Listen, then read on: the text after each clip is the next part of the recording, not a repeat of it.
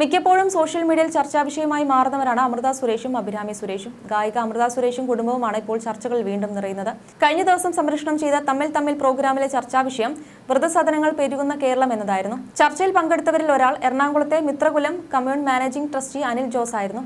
പരിപാടിയിൽ സംസാരിക്കവേ തന്റെ സ്ഥാപനത്തെക്കുറിച്ചും അവിടെ അന്തേവാസികളായി താമസിച്ചുള്ളവരെക്കുറിച്ചും അനിൽ ജോസ് സംസാരിച്ചു. മരിക്കുന്നതിന് കുറച്ചു കാലം മുമ്പ് വരെ ഗായിക അമൃത സുരേഷിന്റെ പിതാവ് തന്റെ സ്ഥാപനത്തിലെ അന്തേവാസിയായിരുന്നുവെന്നും അനിൽ പറയുന്നുണ്ട്. ഗായിക അമൃത സുരേഷിന്റെ അച്ഛൻ സുരേഷ് സാർ ഞങ്ങൾക്കൊപ്പം ഉണ്ടായിരുന്നു. ഞങ്ങളുടെ അടുത്ത് നിന്നും പോയതിനു ശേഷമാണ് അദ്ദേഹം മരിച്ചത്. എറണാകുളത്ത് സ്വന്തമായി വീടും സ്നേഹിക്കാൻ ഭാര്യയും മക്കളും കൊച്ചുമക്കളും എല്ലാം ഉണ്ടായിരുന്ന അമൃതയുടെ അച്ഛൻ എന്തിന് മിത്രകുലം കമ്മ്യൂണിൽ അഭയം തേടി എന്നുള്ള ചർച്ചകളാണ് തമ്മിൽ തമ്മിൽ പ്രോഗ്രാമിന്റെ പുതിയ എപ്പിസോഡ് വൈറലായതോടെ പ്രേക്ഷകരിൽ നിന്നും ഉയർന്ന ചോദ്യങ്ങൾ. അച്ഛനെക്കുറിച്ച് വാതോരാതെ സംസാരിക്കുകയും അച്ഛനെ അതിയായി സ്നേഹിക്കുകയും ചെയ്യുന്ന മക്കളാണ് അമൃതയും സഹോദരി അഭിരാമിയും. എല്ലാ കാലത്തും തനിക്ക് കരുത്ത് അച്ഛനായിരുന്നുവെന്ന് അമൃത പലപ്പോഴായി പറഞ്ഞിട്ടുണ്ട്. അച്ഛനെന്ന് പറഞ്ഞാൽ എനിക്ക് ഒരുപാട് പാട്ടുകളാണ്. അച്ഛനാണ് എൻ്റെ സംഗീതം എന്നാണ് അടുത്തിടെ ഒരു അഭിമുഖത്തിൽ അമൃത പറഞ്ഞത്. എങ്ങനെയൊക്കെ ആയിരുന്നിട്ടും എന്തുകൊണ്ട് കുടുംബം വിട്ട് സുരേഷ് മറ്റൊരിടത്ത് അഭയം തേടി എന്നുള്ള ചർച്ചകളും നടക്കുന്നുണ്ട്.